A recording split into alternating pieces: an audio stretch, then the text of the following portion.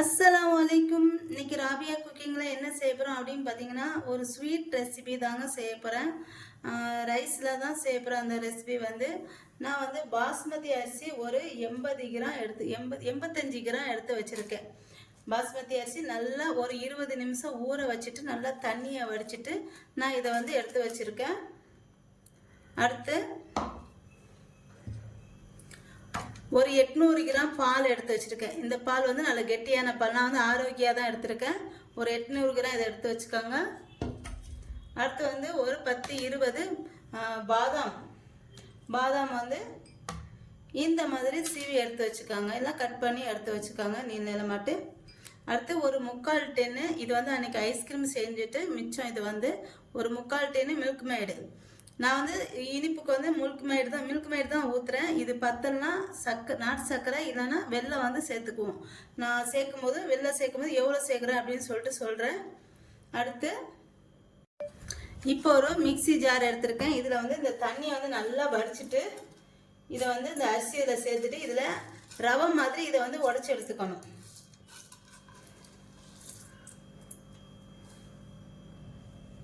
இந்த பாருங்க, இந்த மாதிரி ரவை மாதிரி உடச்சி எடுத்துக்காங்க. இப்போ இது எல்லாத்தையும் எப்படி செய்ய சொல்லிட்டு பார்க்கலாம். இப்போ பாலை வந்து நல்லா காய்ச்சிக்கலாம். நான் வந்து 800 கிராம் பாலுக்கு 800 ml பாலுக்கு 200 ml தண்ணி வந்து ஊற்றிருக்கேன்.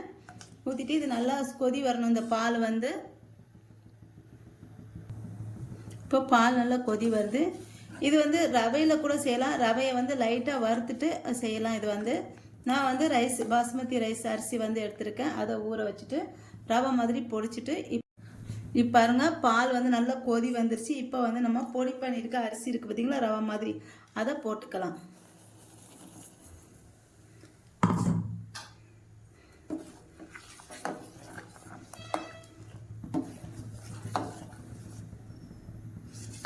நம்ம அரிசிக்கு பதில் ரவை கூட போட்டுக்கலாம். ரவை வந்து லைட்டாக வறுத்துட்டு போட்டுங்க, நல்லா இருக்கும். ரவையிலையும் செஞ்சாலும்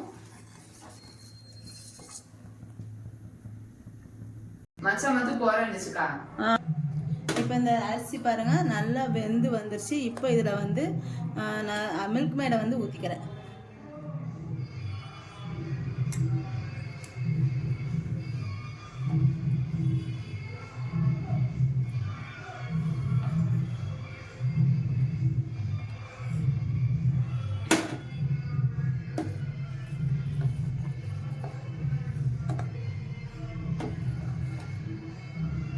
பாருங்க, நான் வந்து இந்த சில்வர் பாத்திரம் அதை வந்து கீழே பிடிக்கிற மாதிரி இருந்துச்சு. அதனால் இந்த பாத்திரத்தை வந்து நான் வந்து மாற்றிட்டு இந்த மாதிரி பேனில் வந்து நான் வச்சுக்கிட்டேன். இப்போ இது நல்லா கொதிச்சு நல்லா வருது.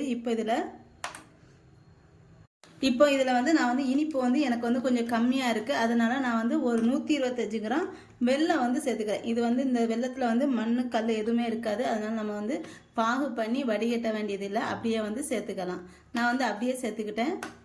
நீங்கள் வெல்லம் இல்லைனா நாட்டு சர்க்கரை இருந்தால் சேர்த்துக்கங்க. இது கொஞ்சம் டேஸ்ட்டாக ருசியாக இருக்கும். அதுக்காண்டி நான் வெல்லம் வந்து சேர்த்துக்கிறேன். பாருங்கள், ஸ்வீட் வந்து ரெடி ஆயிடுச்சு. இப்போ இதில் கடைசியாக நான் வந்து கொஞ்சமாக கலர் பவுடர் வந்து ஒரு எல்லோ ஆரஞ்சு வந்து ஊற்றிக்கிறேன்.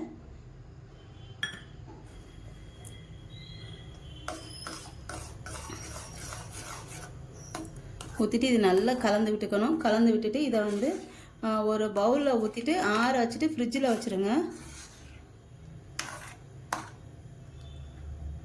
இப்போ இதை வந்து இறக்கிடலாம். பாருங்கள், இப்போ இந்த பாட்டில் வந்து நான் வந்து ஊற்றிட்டேன். இப்போ கடைசியாக இந்த பாதாம் வந்து இது மேலே வந்து தூவிடலாம். மலைச்சாரல் மாதிரியா?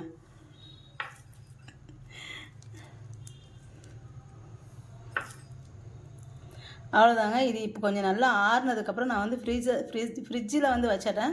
ஃப்ரிட்ஜிலேருந்து எடுத்துகிட்டு எப்படி இருக்குது சொல்லிட்டு பார்க்கலாம். இதை இந்தா எப்படி இருக்குது பார்த்து சொல்லு.